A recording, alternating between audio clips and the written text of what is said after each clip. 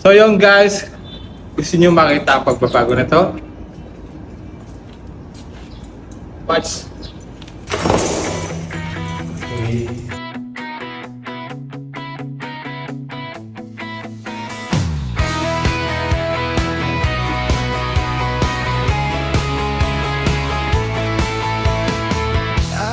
So yon guys, nandito nga po pala tayo sa Osmon na Muntinlupa. Magandang araw po sa atin lahat. Isang karangalan na makapagsalita at makita natin ngayon tungkol sa isang pagbabago matagal nang hinihintay ng bawat Montilipeño. Ang bagong muka ng Osmon. Sa ngayon, ano nga bang binago? Mas maliwanag ang wards? Mas maaliwalas ang kwarto? Malamig na aircon? Bagong nurse station, pantry, restroom, at railings. Nilagyan na ng antibacterial ang flooring para mas safe sa infection. Hindi lang po ito building upgrade.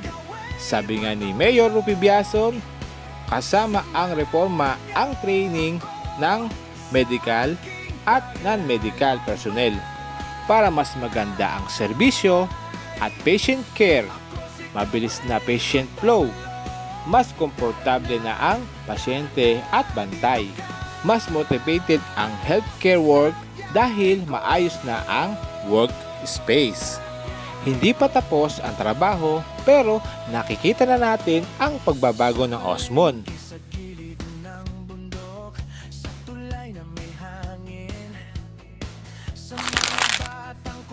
Makikita nyo ang 4th floor ang inuuna.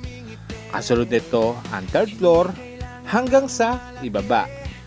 Sa mga magtatanong, alam nyo ba hindi din advisable na unahin ng ER? Ang ER ang siyang unang department na humaharap sa mga pasyente. Pero wag po kayo mag-alala dahil kung ano ang pagbabago sa taas ay siya ding mangyayari sa kabuuan ng ospital. Kung makikita nyo, ito nga pala ang 3rd floor. Unting-unting inaayos, napaganda para sa atin lahat.